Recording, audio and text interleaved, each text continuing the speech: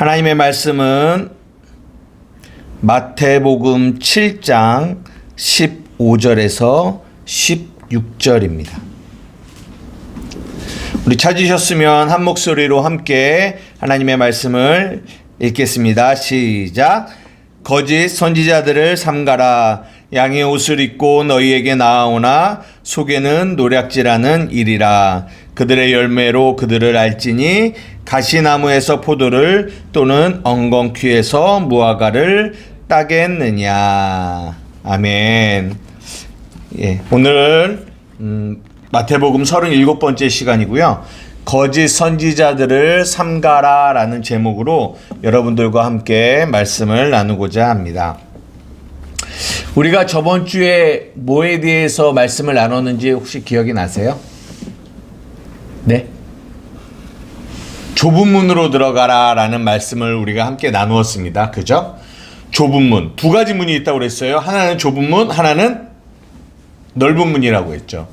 예, 좁은 문은 생명으로 인도하는 문이고 넓은 문은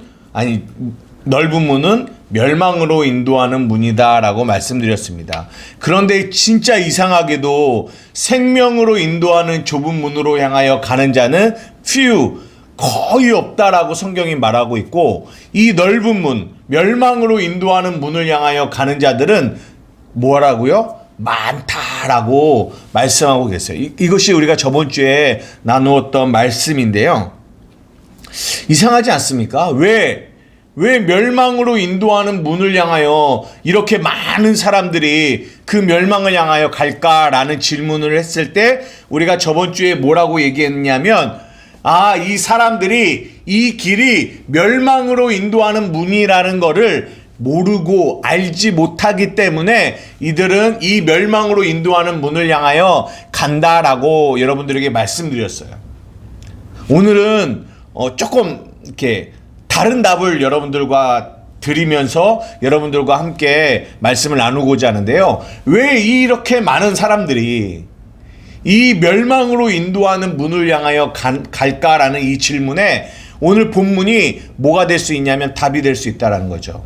무슨 말이냐? 예, 거짓 선지자들 때문에 이렇게 많은 사람들이 이 멸망으로 인도하는 이 문을 향하여 가게 된다라는 그런 말씀을 여러분들과 나누고 싶은 거예요. 왜냐하면 이 거짓 선지자들이에요.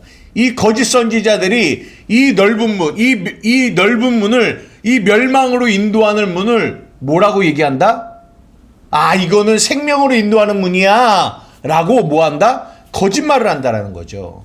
그러니까 사람들이 뭐합니까? 마태복음 24장에 보면 마지막 때에 뭐가 많다? 미혹하는 자들이 많이 일어난다라고 말합니다. 그러니까 이 거짓 선지자들의 이 미혹에 의하여 이 멸망으로 인도하는 이 문을 향하여 너무나 많은 자들이 간다라는 거죠. 보십시오. 멸망으로 향하여 가는 자들이 많다라는 말은 다른 말로 하자면 거짓 선지자들이 뭐하다? 많다라는 거를 또 우리에게 말씀해 주고 있는 거예요. 멸망으로 인도하는 사람들이 많다라는 거는 그 멸망으로 인도하는 거짓 선지자들 역시 뭐하다? 많다라는 거를 이 본문이 우리에게 말해주고 있는 거예요. 그래서 오늘 본문이 우리에게 말하는 겁니다. 거짓 선지자들을 뭐하라? 삼가라. 뭐 해야 된다? 주의해야 된다. 너희들이 거짓 선지자들을 주의해야 된다. 그러면서 뭐라고 얘기하냐면 그들이 양의 옷을 입고 너희에게 나온다라고 해요. 그런데 뭐예요? 속에는 노략질하는 뭐다? 일이다라고 얘기하고 있는 겁니다. 이 말 안에는 어떤 의미가 담겨 있냐면 이 거짓 선지자들이 정말 이렇게 우리가 보기에는 그들이 절대로 뭐와 같이 보이지 않는다라는 겁니까? 거짓 선지자와 같이 보이지 않는다라는 거예요. 왜요? 그들은 뭘 입었기 때문에? 양의 옷을 입었기 때문에. 그런데 그들의 속은 뭐합니까? 노략질하는 일이라는 거예요. 뭘 노략질할까요? 예, 돈을 노략질할 수도 있어요. 예, 시간을 노략질할 수 있습니다. 예, 그런 거는 괜찮을 수 있을지 몰라요. 그러나 우리가 진짜 이 거짓 선지자들을 삼가야 하는 이유가 뭔지 알아요? 그들은 우리의 생명을 노략질해 간다는 거죠. 우리의 영혼을 노략질해 간다는 거죠. 그렇기 때문에 우리는 뭐 해야 된다? 이 거짓 선지자들을 삼가 주의해야 한다라고 말하고 있는 거예요. 오늘 이 거짓 선지자들에 대하여 우리가 말씀을 나눌 때 오늘은 이 거짓 선지자들의 특징에 대해서 조금 나누려고 합니다. 한 3가지 정도를 나누려고 하는데 뭐 여러 가지가 있을 수 있겠지만 오늘은 시간 관계상 3가지 정도로만 여러분들과 이 거짓 선지자들의 특징이 어떤지를 여러분들과 조금 나누어 보려고 합니다. 첫 번째는 뭐냐? 우리가 이 설교를 통해서도 자주 언급하는 거예요. 우리가 저번 주에도 이 말씀을 나누었는데 하나님의 말씀을 복음으로 해석하는 것이 아니라 하나님의 말씀을 율법으로 해석하는 자들, 이런 이들을 거짓 선지자들이다라고 말할 수 있다라는 거죠. 왜냐하면 계속 반복적으로 여러분들에게 말씀드립니다. 하나님의 말씀을 복음으로 이해하지 않고 율법으로 이해하면 그 안에는 뭐가 없다? 생명이 없어요. 예수가 없단 말이죠. 그러면 그들이 어떻게 되겠습니까? 예수를 믿는다라고 노력은 하고 예수를 믿는다라고 하고 그들은 열심히 교회에 와서 교회 종교 생활을 하지만 결국은 그들의 마음 안에는 예수가 없다라는 거예요. 무엇하면 하나님의 말씀을 복음으로 경험하지 못하고 하나님의 말씀을 율법으로 경험하면. 여러분, 성경이 우리에게 이렇게 말씀하고 계세요. 영생은 유일하신 참 하나님과 그의 아들 독생자 예수 그리스도를 뭐 하는 게 영생이다? 아는 것이 영생이라고 말씀하고 계세요. 아는 거. 아는 게 중요한 거예요. 바르게 깨닫는 게 중요한 겁니다. 여러분 꼭 기억하셔야 돼요. 물론 교회 안에서 열심히 충성하는 것도 중요합니다. 전도하는 것도 중요하죠. 어떤 이런 친교적인 활동을 하는 것도 너무 중요합니다. 그러나 그거와 비교할 수 없을 만큼 우리의 신앙생활에 중요한 게 뭐냐? 하나님의 말씀을, 복음을 바르게 깨닫는 거, 바르게 이해하는 거, 바르게 아는 거, 이것이 우리의 신앙생활에 가장 중요한 것임을 우리는 잊지 마셔야 돼요. 그래서 우리는 하나님의 말씀을 분명히 복음으로 이해하셔야 돼요. 율법으로 이해하면 안 됩니다. 그러나 거짓 선지자들은 하나님의 말씀을 복음으로 전달하는 자들이 아니라 하나님의 말씀을 율법으로, 인간의 행위를 강조하게끔, 열심히 무엇해라, 이거 해라, 저거 해라, 그러면 하나님이 너에게 축복을 주실 거야. 너희들이 열심히 헌금하면 하나님이 30배, 60배, 100배 뻥튀기 시켜주실 거야. 너희들이 열심히 충성하면 하늘에서 많은 상급이 너희에게 기다릴 거야. 인간의 행위를 통하여 인간의 의를, 자신의 의를 드러나게 하는, 성경은 이것을 뭐라고 말하냐면 죄라고 얘기하거든요. 물론 우리의 삶에 이런 신앙의 활동들이 나오게 됩니다. 그러나 이거는 율법 안에서 내가 이것을 함으로 말미암아 복을 받고 못하면 저주를 받는 이런 율법 안에서 이런 행위가 나오는 것이 아니라 하나님의 은혜가 우리에게 경험되어질 때 자연히 그 은혜와 사랑 안에서 나타나는 것이지 이런 율법의 행위로서 이런 행동들이 나오는 것이 아니라는 것은 여러분들에게 계속 강조해서 말씀을 드립니다. 사랑하는 우리 한마음교회 성도 여러분, 여러분들은 무엇보다도 사활을 걸며 이 하나님의 말씀을 복음으로 이해하는, 복음으로 깨닫는 그 일에 힘쓰셔야 돼요. 힘쓰셔야 돼요. 말씀을 알고자 노력하셔야 돼요.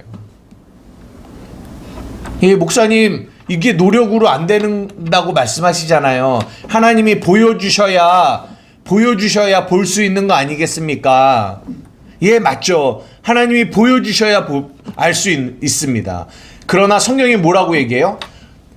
나를 간절히 찾고 찾는 자를 하나님은 만나준다라고 말씀하세요. 우리 안에 이 복음을 알고자 하는 간절한 마음이 우리 안에 있어야 된다라는 거예요. 그럴 때 우리의 삶에서 우리를 미혹하고 우리를 넘어뜨리려고 하는 이 거짓 선지자들의 이 노략질에서 우리 자신을 지킬 수 있으며 우리 사랑하는 가족들을 지킬 수 있다라는 거죠. 이해되세요? 두 번째, 이 거짓 선지자들의 특징은 뭐냐? 이 거짓 선지자들은 죄, 심판, 회개 이런 것들을 강조하지 않아요. 죄, 심판, 회개 이런 부분들을 강조하지 않습니다. 우리 구약 시대에 보면 예레미야서가 있습니다. 한번 찾아볼게요. 예레미야 6장 13절에서 14절. 예레미야 6장 13절에서 14절.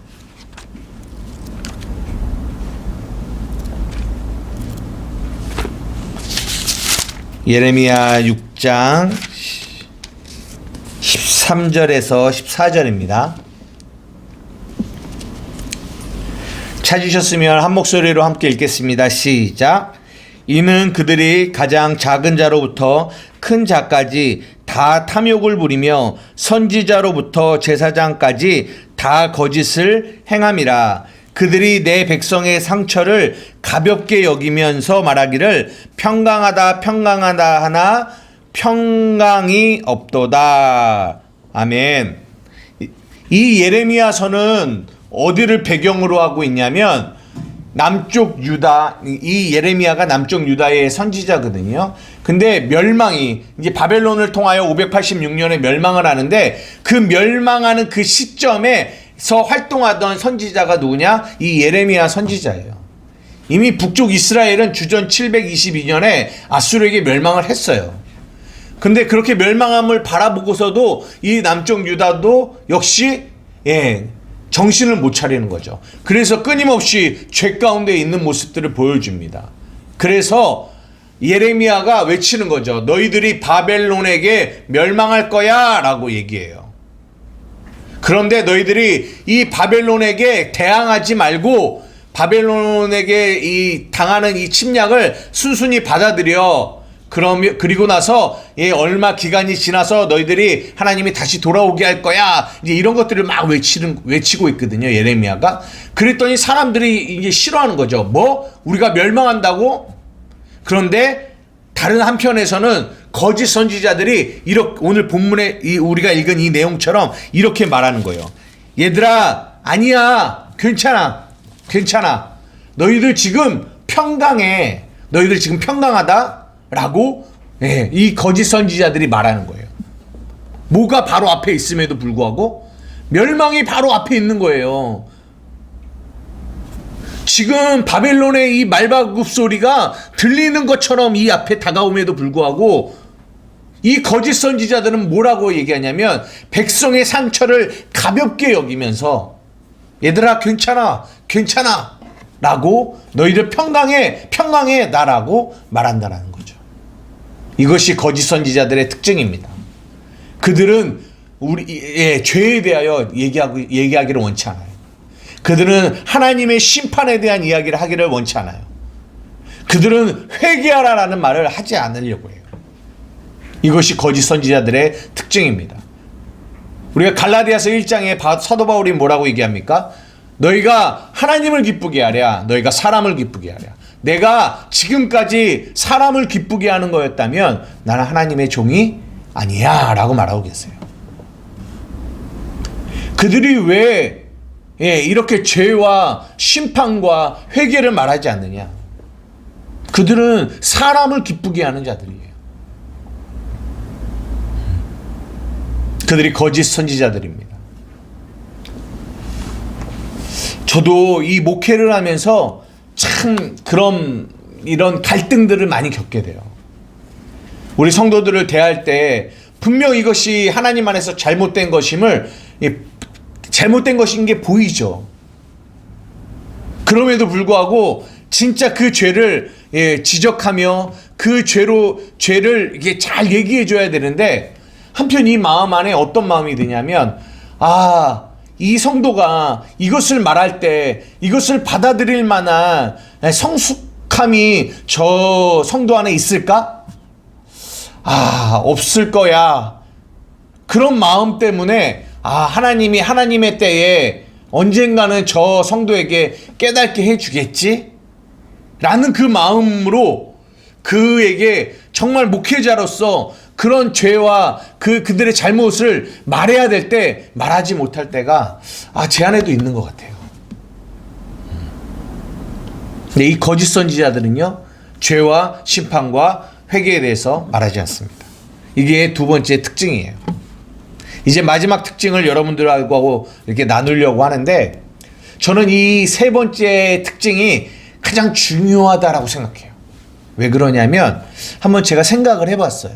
무슨 생각을 해봤냐면, 이 첫 번째 하나님의 말씀을 율법으로 전하지 않고 복음으로 그러니까 이 거짓 선지자들은 하나님의 말씀을 복음으로 전하지 않고 율법으로 전하려고 하는 것과, 두 번째가 뭐였어요? 이 거짓 선지자들은 죄와 심판과 회개에 대해서 잘 말하려고 하지 않는다라는 게 특징이라고 했잖아요. 그런데 혹시 이 거짓 선지자들이 이 첫 번째 거와 이 두 번째 특징을 하지 않고 그들이 그들의 설교를 통해서 이렇게 복음을 전하고 그리고 막 죄를 지적하는, 죄를 말하는 그런 일을 이 거짓 선지자들도 따라 할 수 있을까? 없을까? 이 생각을 한번 해봤어요. 왜냐하면 이 거짓 선지자들이 뭘 입는다고 해요? 양의 옷을 입는다고 하잖아요. 그러니까 어쩌면 이 사람이 거짓 선지자인데, 이 사람이 이 속에는 노략질하는 일이지만 양의 옷을 입고 단지 말로는 왜냐면 복음은 이렇게 막 복음을 전달하는 이렇게 목사님들의 어떤 설교를 그 사람이 이렇게 빌려서 베껴서 이렇게 전할 수도 있잖아요. 그죠? 그리고 죄를 막 이렇게 지적하는 그런 일들도 이 거짓 선지자들이 따라할 수 있겠다라는 생각이 들어요. 그래서 자기는 거짓 선지자들이 아니라는 거를 이렇게 숨길 수 있지 않을까라는 생각을 이렇게 해봤어요. 그런데 저는 이 세 번째 거는 절대로 이 거짓 선지자들이 뭐 할 수 없다? 따라할 수 없는 것이 있다라고 생각해요. 그게 뭐냐? 이 거짓 선지자들은 주님의 마음을 가질 수가 없어요. 어떤 복음의 어떤 내용, 이 지식적인 복음의 내용은 따라 전달할 수도 있을지 모르겠어요. 죄를 지적하는 이런 것들도 따라할 수 있을지 모르겠어요. 하지만 이 거짓 선지자들에게는 뭘 할 수 없냐? 주님의 마음을, 하나님의 마음을 흘려보내는 일은 절대로 할 수 없습니다. 절대로요. 여러분, 이 거짓 선지자라고 하잖아요.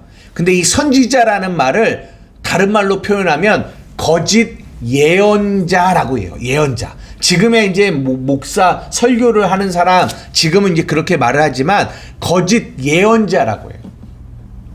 여러분, 예언이 뭔 줄 알아요? 예언? 우리가 예언의 정의를 한번 좀 보고 갈게요. 베드로 전서 후서인가?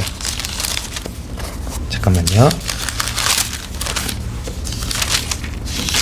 베드로 전서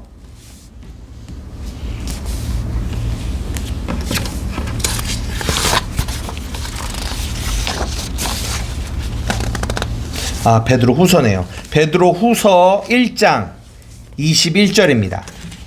베드로 후서 1장 21절이에요. 이 예언, 성경이 말하는 예언은 무슨 우리가 생각하는 것처럼 뭐 이렇게 미래를 맞추고 미래를 예측하고 이런 것을 예언이라고 성경은 말하고 있지 않아요. 그러나 우리는 예언을 자꾸만 그런 무당 점치는 거와 같은 그런 걸로 예언을 생각하는데요. 그것은 잘못된 예언에 대한 지식이에요. 성경이 말하는 예언은 이것입니다. 우리 한번 읽어볼게요. 베드로후서 1장 21절 시작.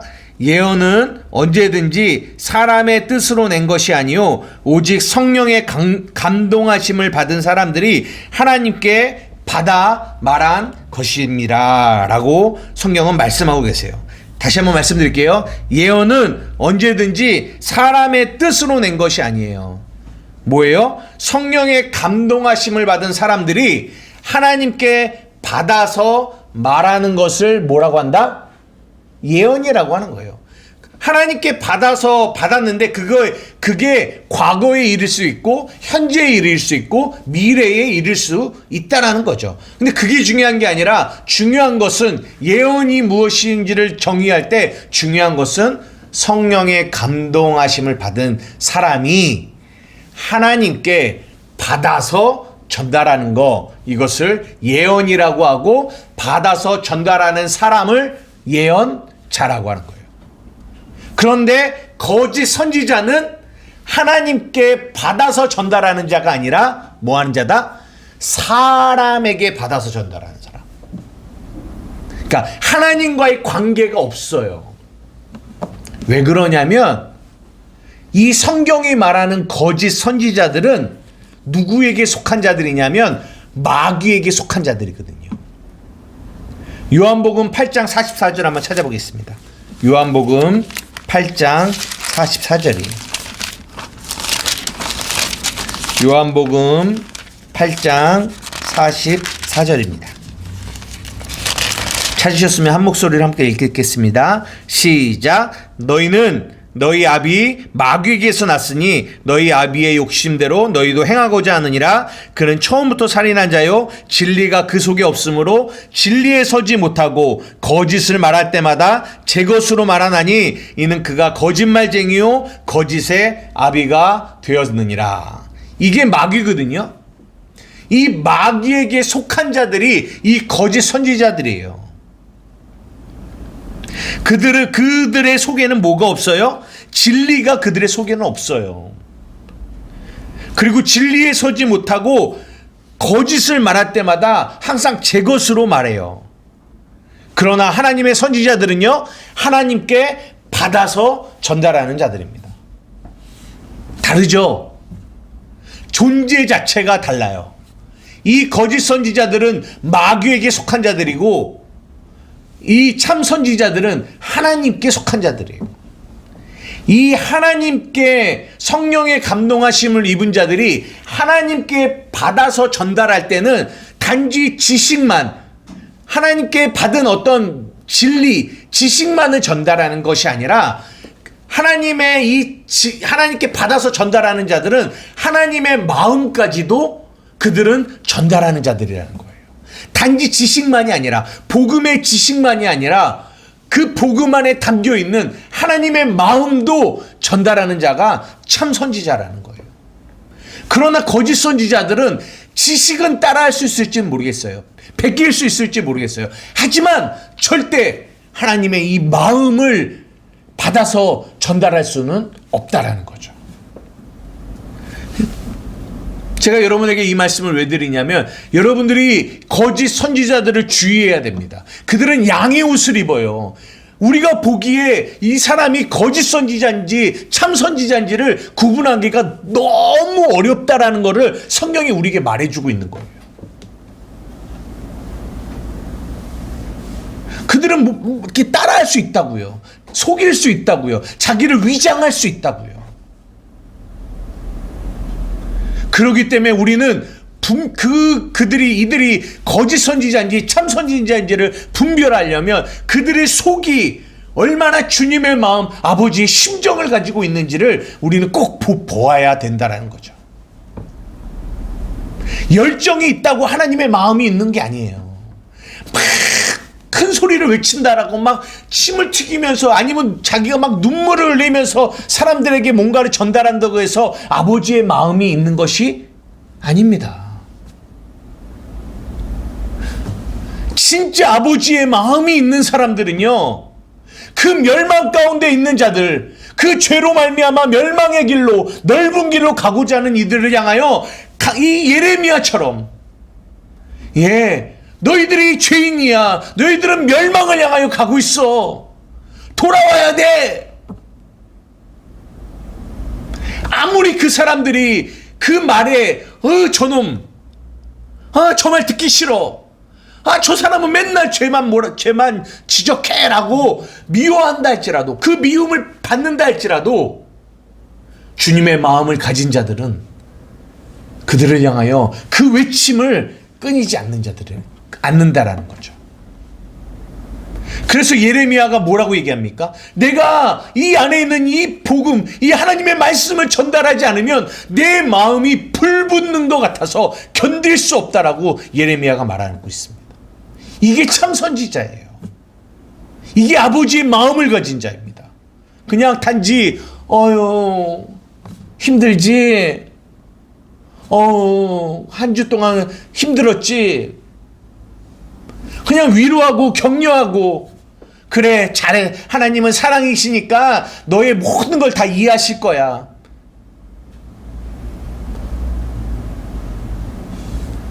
이렇게 말한다고 그것이 하나님의 마음을 가진 참 선지자가 아닐 수 있다라는 것을 여러분들은 알고 계시고 이해하고 계셔야 된다라는 거예요.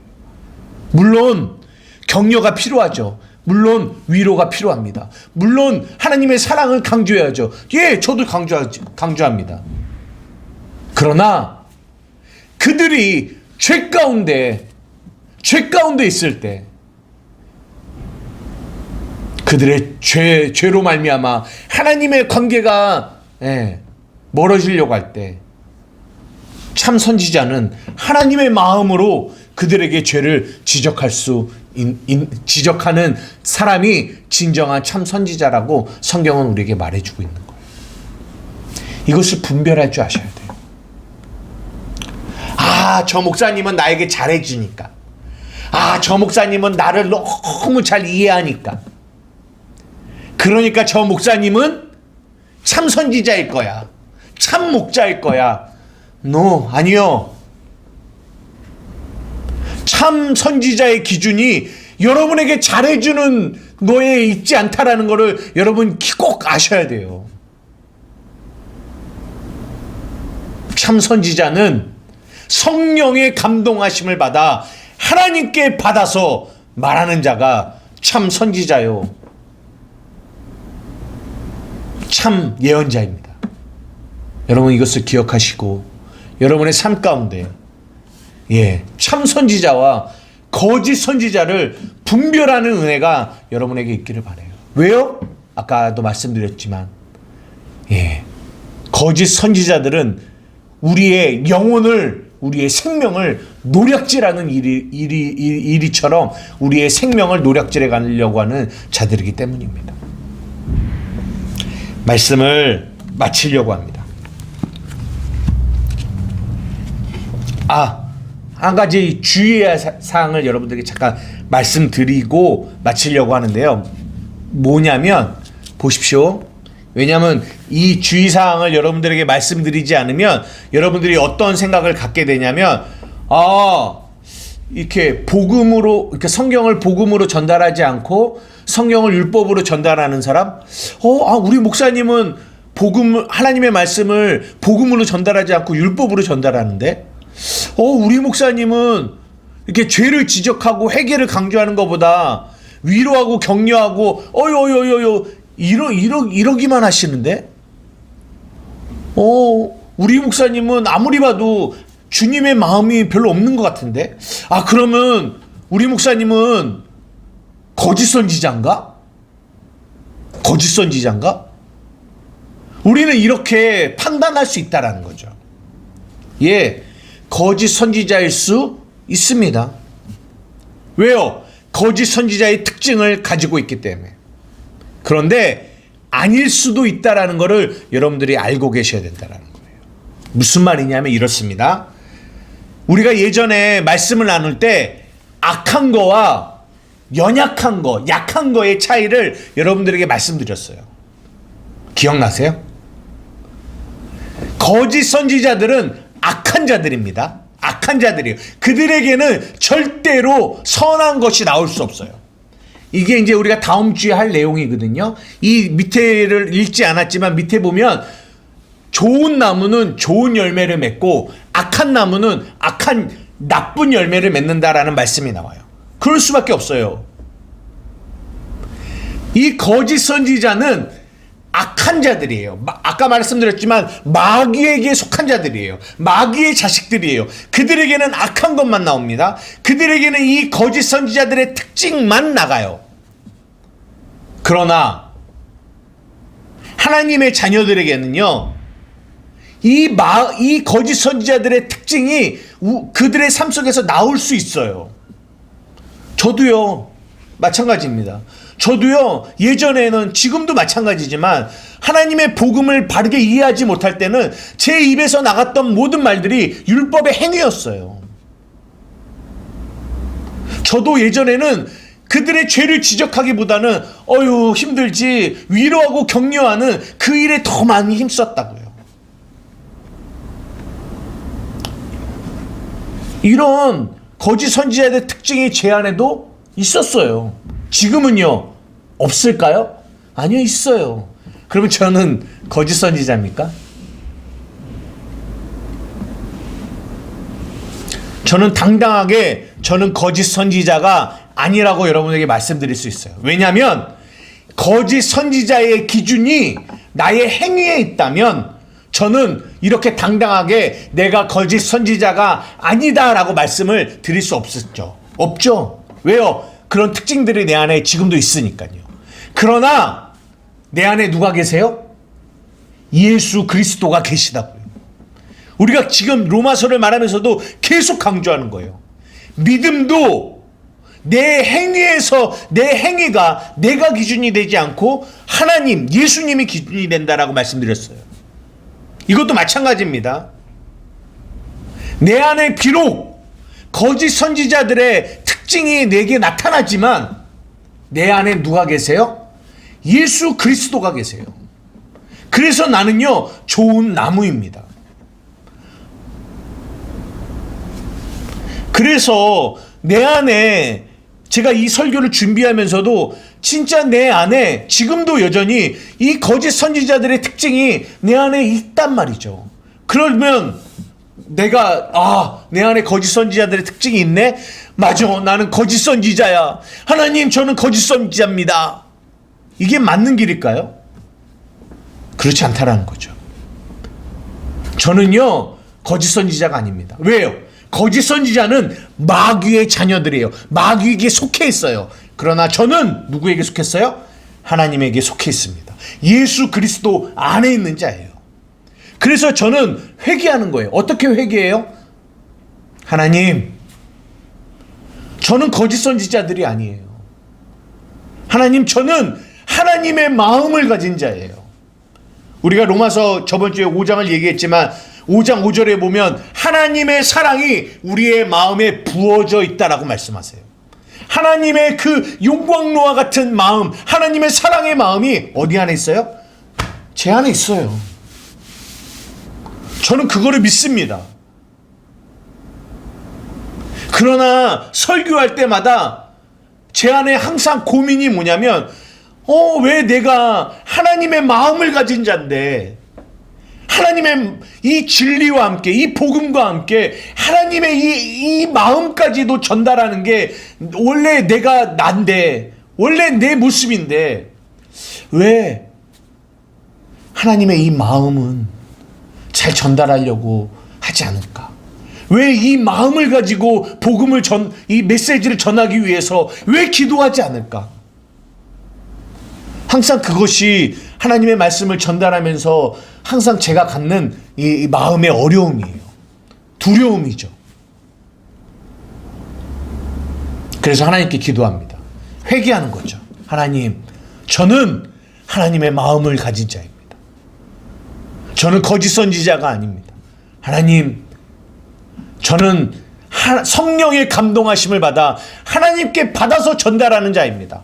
하나님, 내가 그 자임을 믿음으로 오늘도 그 하나님의 말씀을 하나님의 말씀을 받아서 하나님의 그 마음까지도 전달할 수 있는, 대언할 수 있는 그런 자로 이 한 주를 준비할 수 있도록 하나님 도와주십시오. 이렇게 기도하며 나아갑니다. 다르죠? 거짓 선지자들에게는 절대 그런 회개와 그런 기도가 있을 수가 없어요. 이거 이해되세요?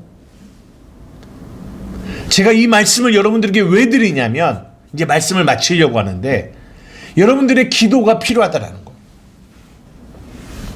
먼저는 여러분들이 분별하셔야 됩니다. 뭘 분별해요? 거짓 선지자와 참 선지자를 분별하셔야 돼요. 왜요? 이 거짓 선지자들은 여러분들의 영혼을 노략질해 가니까 분별하셔야 돼요. 또 하나, 여러분의 담임 목사, 그리고 여러분들이 알고 있는 이런 많은 목사님들, 이 복음을 전하는 분들을 향하여 그들 안에 있는 뭐가 있어요? 연약함이 있다라는 거예요. 약함이 있다라는 거예요. 그것을 위해서 여러분들은 뭐 하셔야 된다? 기도하셔야 돼요. 하나님, 이 복음을 전하는 사역자들이 정말 하나님의 마음을 가지고 바른 복음의 진리를 가지고 영혼들을 살리는 그 일에 하나님 쓰임받게 해주십시오 라고 여러분들은 기도하셔야 된다.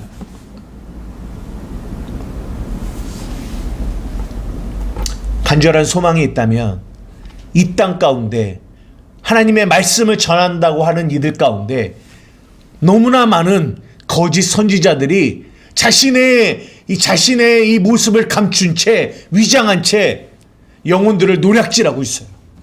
어디에 있어요? 교회 안에 있어요. 이들의 정체가, 이들의 어두움이 하나님의 빛 가운데 드러나기 위해서 우리가 기도해야 됩니다.